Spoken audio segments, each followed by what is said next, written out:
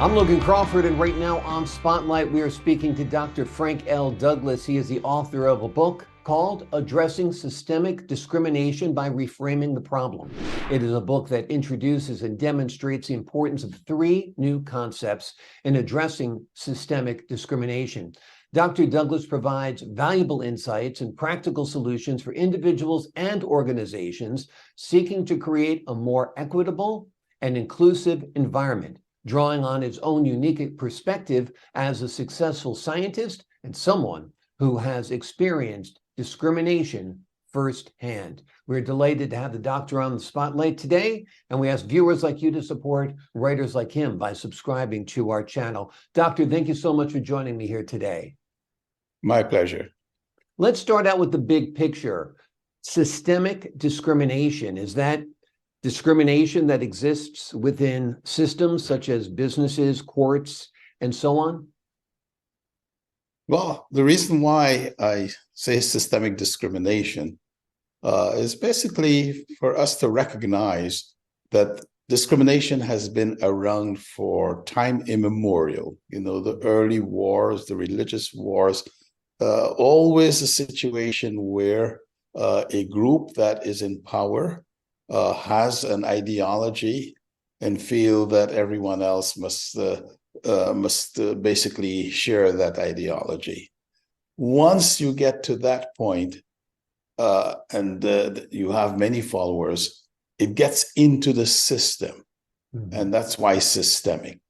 And it's why I do not focus on racism, because discrimination occurs, be it ethnicity, be it gender, be it religion, etc. Exactly. And I think that really makes your book inclusive.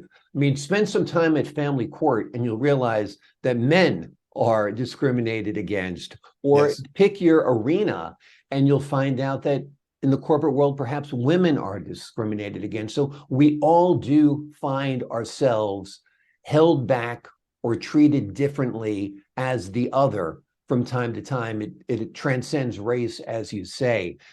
What are some of the common examples, would you say, of systemic discrimination? Well, I think they often end up being in belief systems. For example, a belief that women or Blacks don't have the requisite training to hold certain positions. I remember when I was in college, the general feeling was that Blacks couldn't be quarterbacks. So you didn't find Black quarterbacks in the NFL. Now the last this year, we had two black quarterbacks facing each other. Black quarterbacks. Exactly. Yeah, changing those beliefs is a difficult task. How do we start changing mindsets and these opinions that people have that have been ingrained over decades, centuries, and millennia in some cases? You know, I think there are two simple things: equity and inclusion. Asking ourselves the simple question, are we treating everyone? And when I talk about equity, I'm not just talking about equity for the person being discriminated, but in the organization, are we treating everyone fairly, equitably? And secondly, are they being included? Namely, are we behaving in a manner in which those individuals feel that they not only belong, but their contributions are being recognized, and indeed, they can really help the organization move forward? Absolutely. Discrimination is also tough because it's hard to say when you are discriminated against. You don't know that you didn't get the job, or you weren't offered the position, or you were not admitted to the school because you're white or Black or yellow or whatever the case might be, because these people aren't going to tell you that, hey, you're too Black or you're too white or you're too Asian, right? Well, that is true. There are many times when you're not aware that you have been discriminated against. But unfortunately, often it is very clear. Yeah. I'll give you an example, as a matter of fact, which is what, in a real sense, led to the title of the book, Reframing, and the process that I use. After I completed my PhD, I was hired by Xerox, and for 3 months, I couldn't get a good project. Then one day, a white young man joined, and 1 week later, he was actually put on the hottest project we had in Xerox at the time, and he had not even completed his PhD. Right. I went to my boss to have the usual discussion, and I said to him, don't think about me as though I'm Frank. Think about me as though I'm Bob. And I was stunned to see the recognition come over his face, and he looked at me and he said, Bob has only been here a week, and I've put him on the artery project, which was the hottest project that we had. I was livid. I ran down to the office of the senior vice president to give him yet another example of where I was being discriminated. Yeah. Sometime later, I thought about that and recognized that I had missed something very important.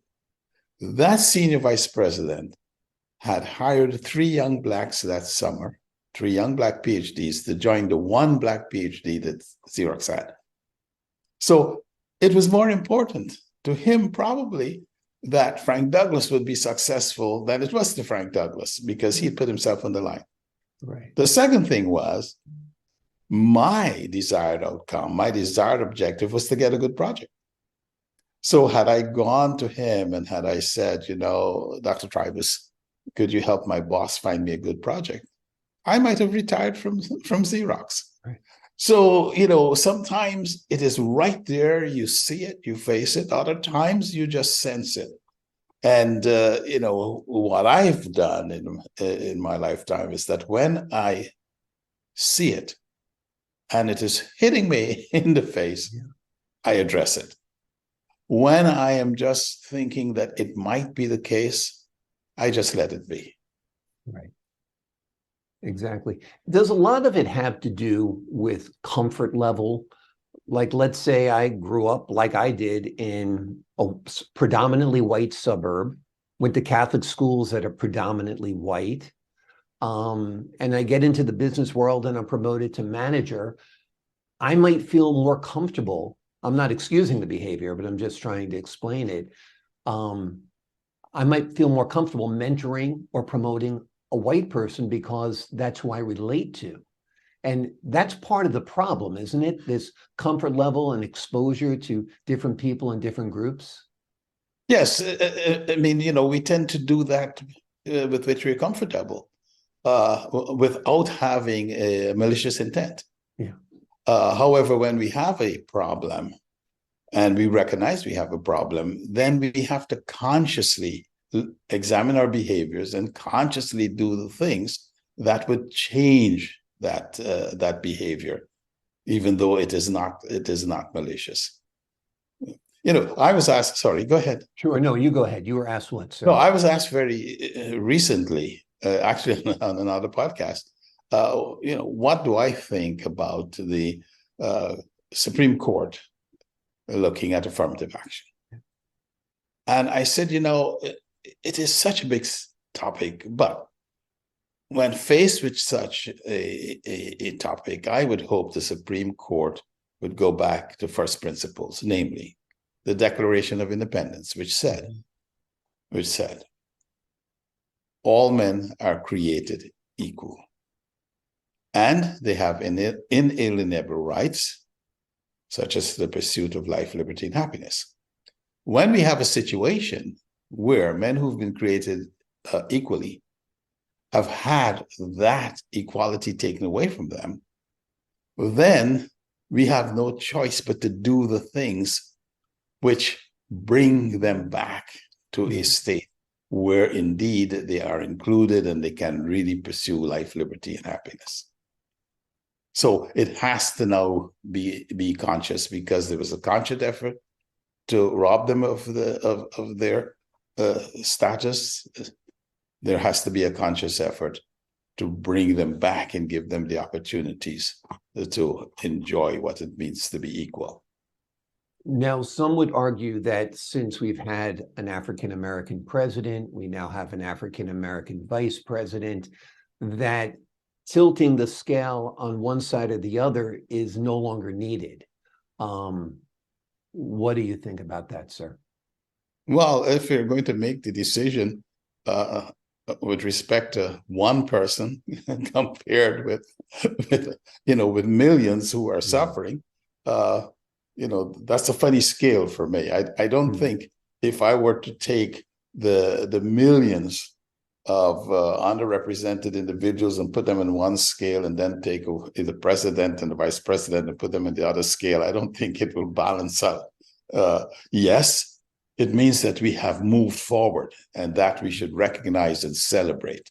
And that should also give us the courage to do more, because what it does say, that when that individual, such as President Barack Obama, is given the opportunity, he can perform. 2 terms. Yeah, absolutely. Did well. So there's not a question anymore, can a Black person be president? Right. Exactly. And can a Black person win a Super Bowl as a quarterback? And many of these questions are getting addressed, as you mentioned, but a lot of, unfortunately, a lot of minorities, a lot of African Americans, a lot of marginalized people still live in poverty and still live facing discrimination every day. I would have to think part of the problem is, we talk about systems, whether it's courts or whether it's government or whether it's schools or whether it's the work place. These are individuals that run these systems. And if you're going to have a truly just justice system, it should make no difference if you're standing in front of, Brett Kavanaugh, or whether you're in front of Ruth Bader Ginsburg. But it does make a difference because everybody brings their own set of values, their own frameworks, their own ideas to the table.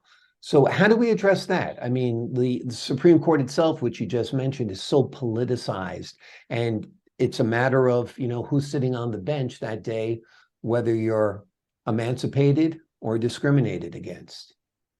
This is what I think is really the very sad thing for us here in America, because, I certainly would have thought, I came from Guyana at age 20.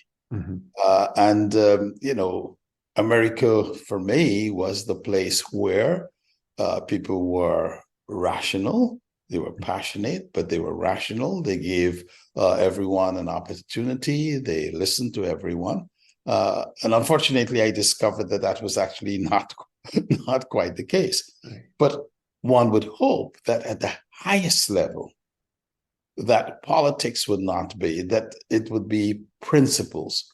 And regardless of what my particular belief system might be, the most important thing is the belief system of America, the concept of America. And everything should be judged based on those principles that we all accept. And we really need to get back to that. It is sad to me that we have to be talking about, this is a Republican-leaning court. This is a Democratic-leaning court. It should be the Supreme Court of America. Supreme, which means it's above all of those things, and it gets to principles. Let's talk about some of your concepts for addressing systemic discrimination. You have 3 new concepts that you outlined in your book. Let's go by them one by one. What would be concept number 1, sir? In fact, you mentioned the first one, individual.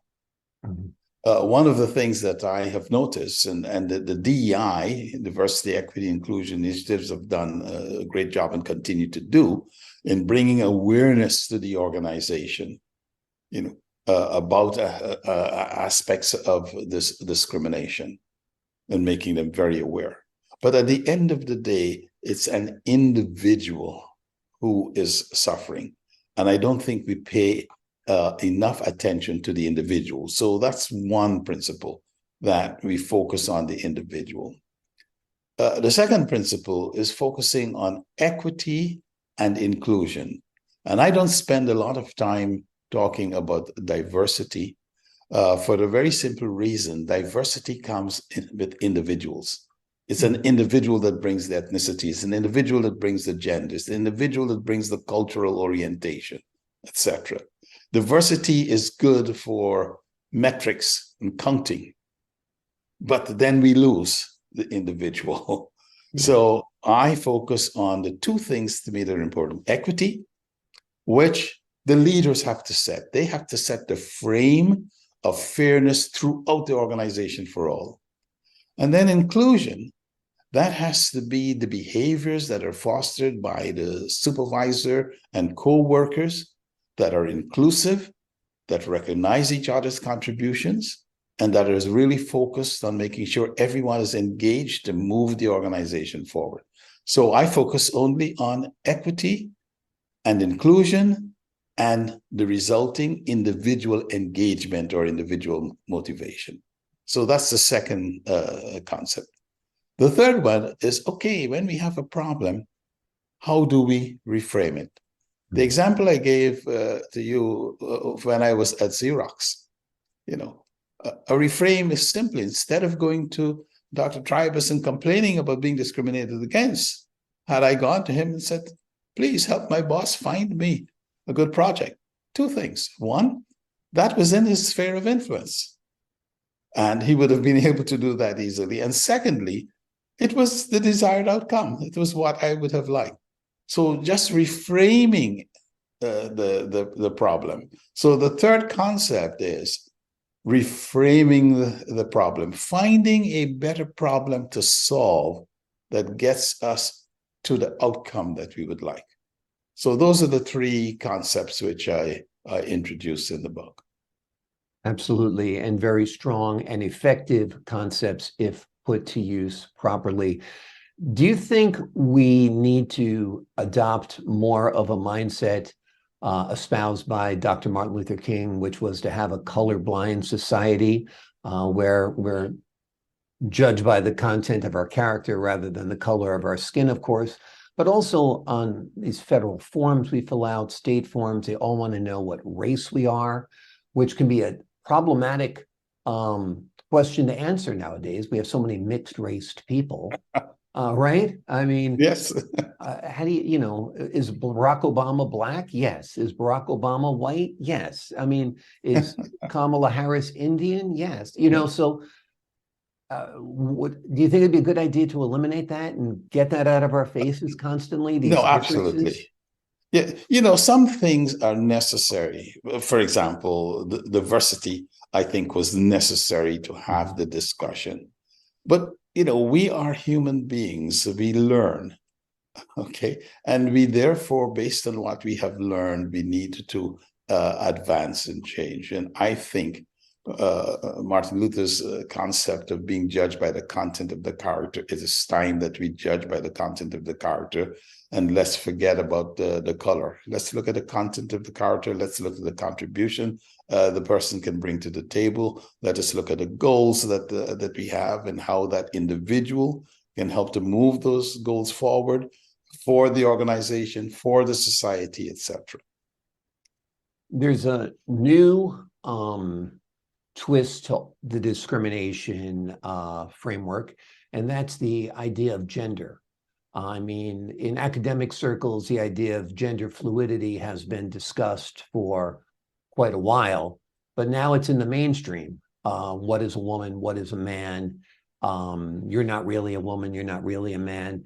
How do we address something like that some people perceive as such a threat to the nuclear family, for example, and to their religious upbringings?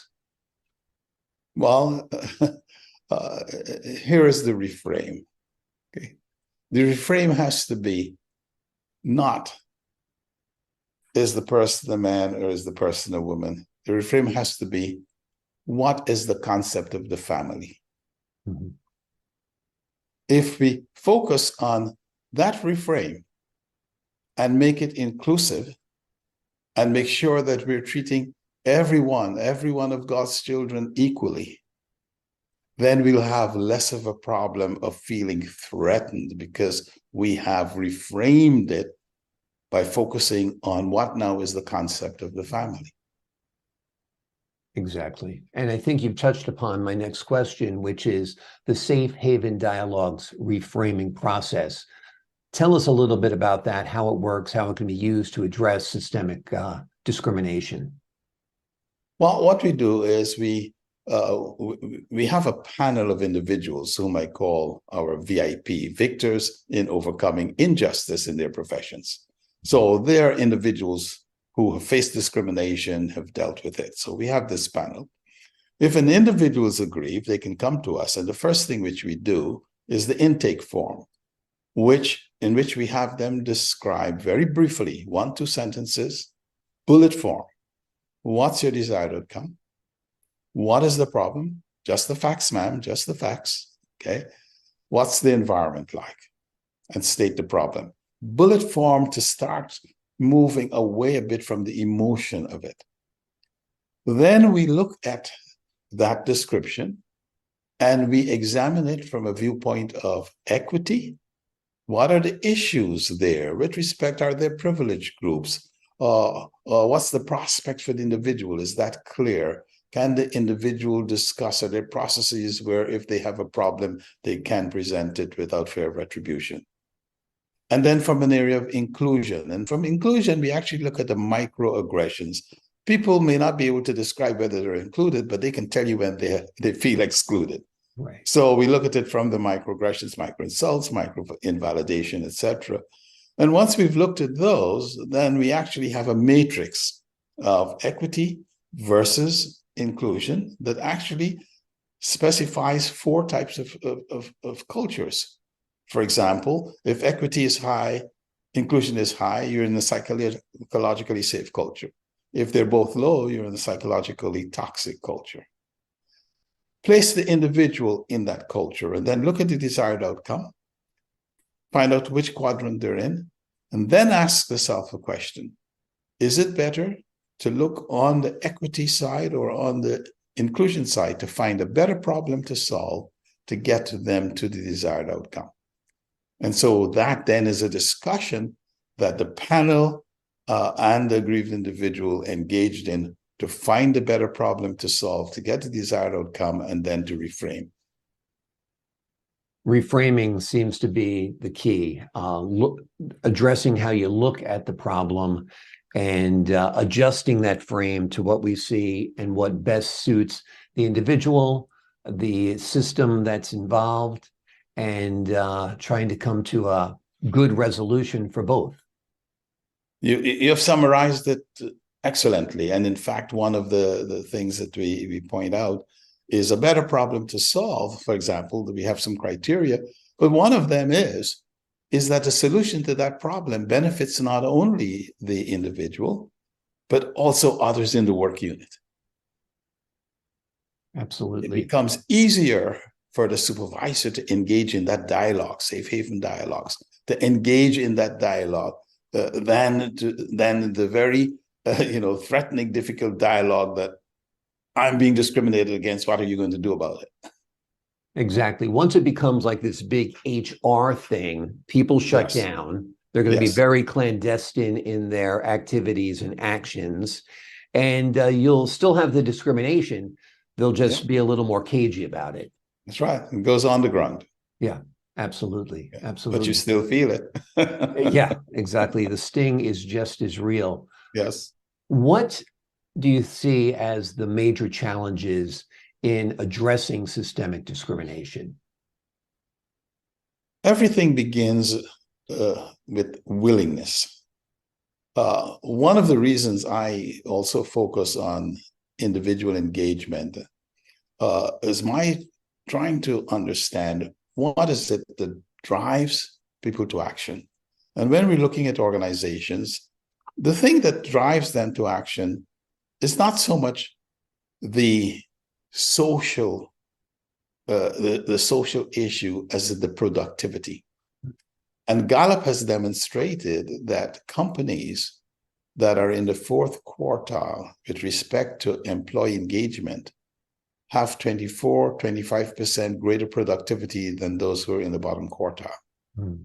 So if you focus on employee engagement or motivation, you cannot get that in an environment that is toxic or psychologically unsafe. So equity and inclusion have got to be aligned.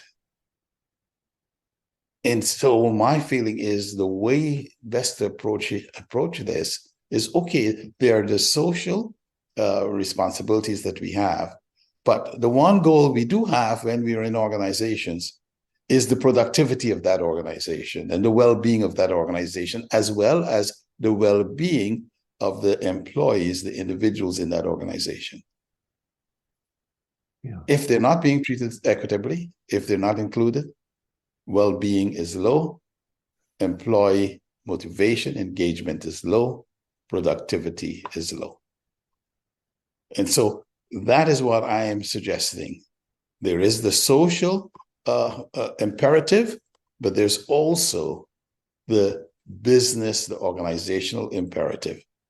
And some people will be motivated by the social imperative, and many people will be motivated by the business imperative.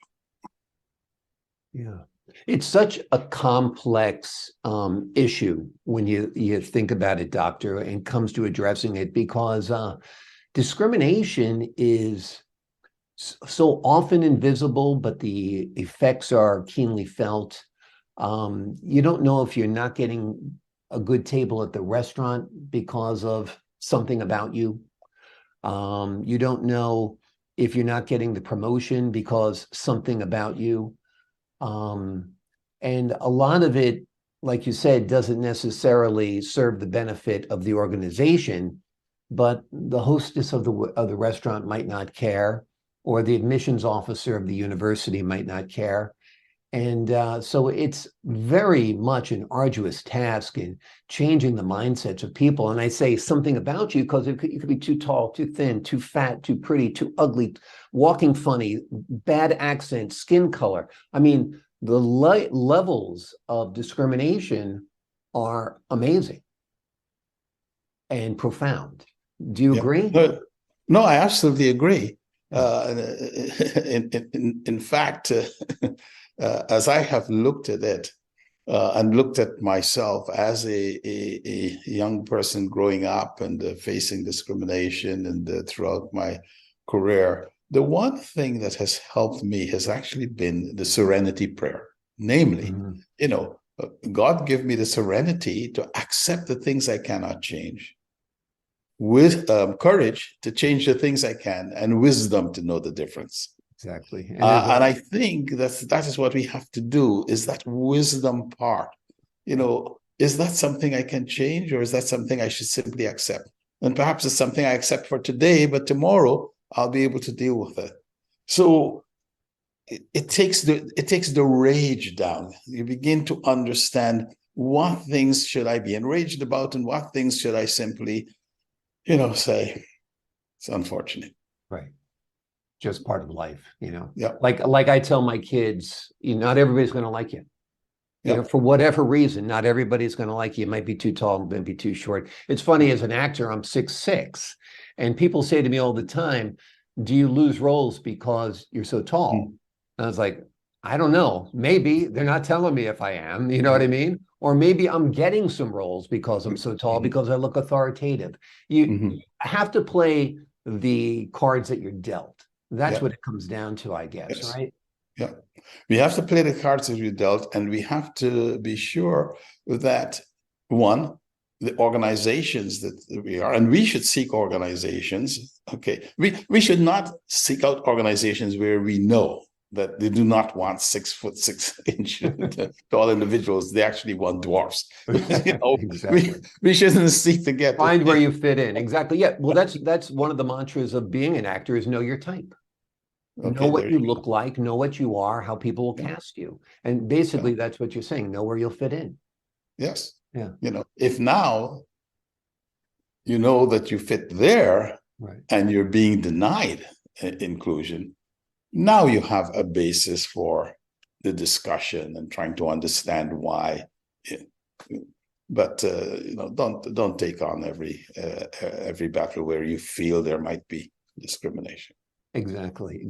Let's talk about a big issue, particularly with the African American population, and particularly the male African American population, and that's mass incarceration.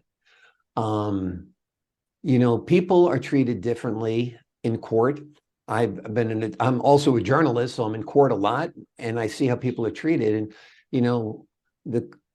the famous instance is that crack cocaine charges are much more strict than cocaine charges. So a drug that's prevalent in the white community is treated one way, a drug that's prevalent in the Black community is treated another way. And so it just, I don't want to make this seem like an impossible mess to get out of. But what do you think about mass incarceration, and how do we remedy that? And when we look at bail reform and things like that, they seem to be championed by some, resisted by others. What's your take on this whole problem within the justice system when it comes to crime? Yeah. Well, I think you have touched on it, the discrimination, where one community is given severe sentences, sometimes just even for possessing a small amount of marijuana, end up getting a lifetime imprisonment. Yeah. I think the movement to reverse the sentences and bring out of prison individuals who have got these crimes, quote unquote, that are really not dangerous crimes and who were treated unfairly, is a first move in that direction. But I do think that the justice system needs to take a very hard look at itself and need to reform those things, because also a lot of it sometimes depends on an individual judge. Right. And that again is also, not fair. Or the ability to hire a high-priced lawyer. Or if you have a high-priced lawyer, yeah, in the setting of bail, etc. Poor people are incarcerated because they can't make bail. Okay, right. And we have more of our men incarcerated than are in college. Okay, so when you face those things, we have no choice but to really do the reforms, and the reforms have got to be done on a system basis, because they're affecting the systems, and they're affecting the lives of communities. And one of the things that we have to bear in mind is that when we put Black men in jail for minimal crimes, think of the impact on the family. Yeah. And you're impacting their lives for the rest of their lives. Yeah. We've incarcerated that family. Yeah, and that man who's been incarcerated will never be the same after spending 2, 3, 4, 5, 10, 15 years behind bars. Absolutely. It's changed him as a person as well.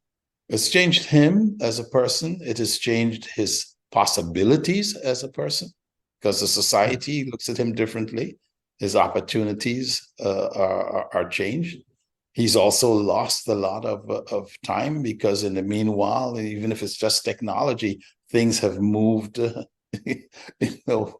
forward. So he has a lot of catching up to do. I mean, he has literally, lost time, right, which sometimes cannot be recovered that easily. Exactly. And his mental wellness and so forth is impacted. So talk about Antifa and BLM. Are these useful movements? Are they just an expression of the frustration? What are your thoughts? I think that any movement that brings to our attention the unfairness of what is happening is an important movement. First statement. Any movement, however, regardless of how good and just their cause is, that resorts to violence, in my book, is not a movement to be supported. Period. Agreed. Yeah. Agreed. Across the board. Across the board. Yeah. Whether it's the IRA, whether it's board. BLM, whether it's the Proud Boys, whatever it is. Across the board. Yeah. I may not agree with your cause. I may not agree. I may agree. But what I will disagree with, whether I agree with your cause or not, is the use of violence to make your point. What do you see as the hope for the future? You know, my hope for the future, strangely enough, lies in the young people. The reason for that is, you know, my kids, they went to predominantly white schools. They have white friends, their friends, they've remained friends, that I now have grandkids, and, their kids interact with each Right. other. So that whole issue about which you talked about earlier, about familiarity and, being, that is changing because they have grown up together. They know each other in a very, normal way. And so that's one of the hopes I have. The second thing that we need to be reminded is that John Lewis, when he was being beaten up, was only 19 years of age. Martin Luther King, when he gave this famous speech in Washington, was 26 years of age. In fact, he was assassinated at 39. Okay. Yeah. My question often is, where are the young people today? The MLKs and the John Lewises, etc. Where are they? Though we need them that had this vision and this passion, to have us be our better selves.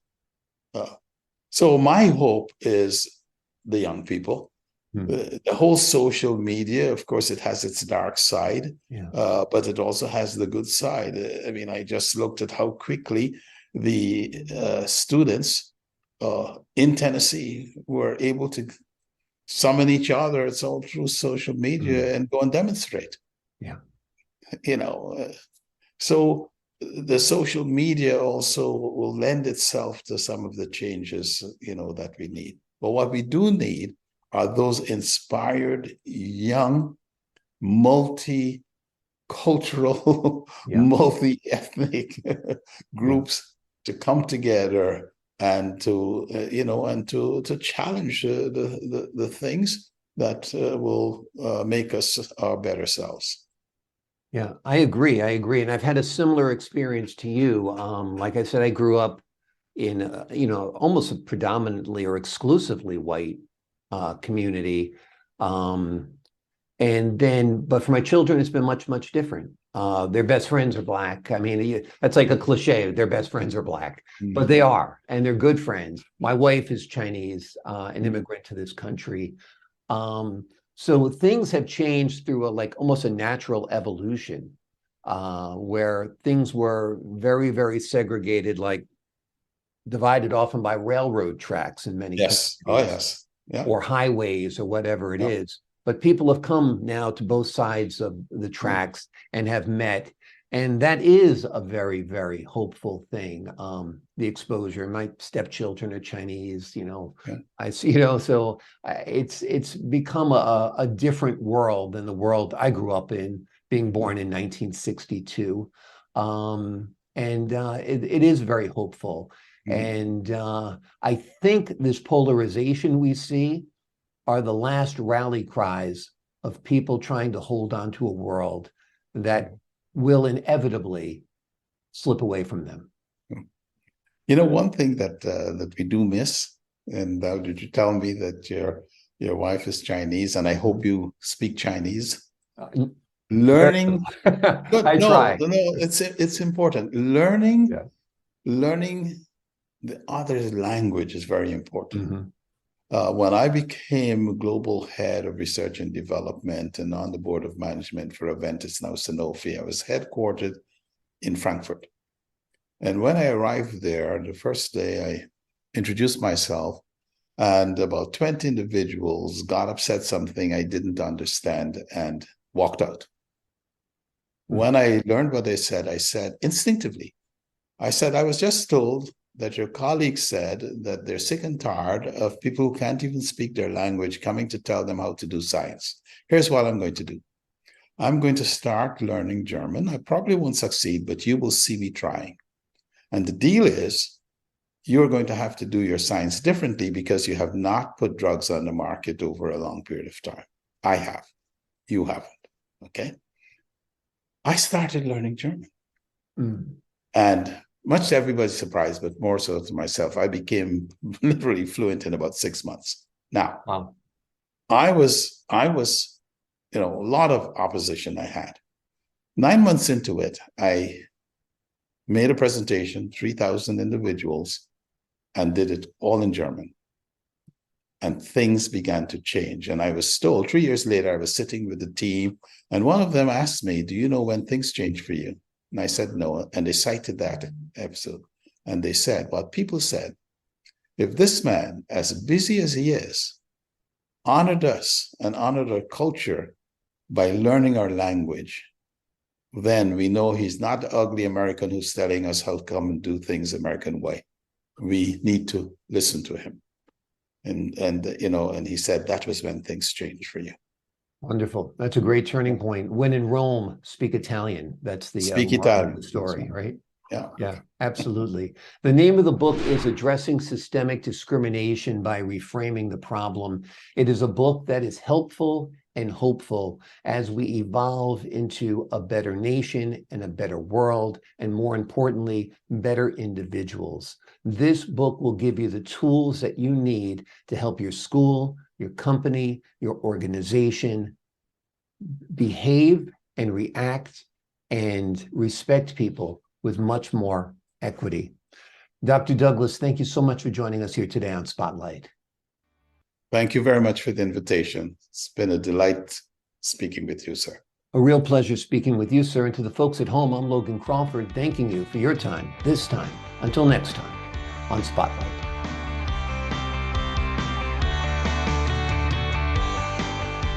A new version of Addressing Systemic Discrimination by Reframing the Problem. Until You Walk in My Shoes, a reframing methodology to overcome systemic discrimination by Dr. Frank L. Douglas. Jack Canfield, co-author of the Chicken Soup for the Soul series and the book, The Success Principles. I think it's a brilliant book. I really strongly encourage it. Everyone to read it. It's great if you're an aggrieved person. I want you to read it. And if you're someone who is managing a company or a division of a company, I think it's really important at this time in history to read the book. Don't miss this powerful and eye-opening exploration of the path to change. Until You Walk in My Shoes by Dr. Frank L. Douglas. Coming soon.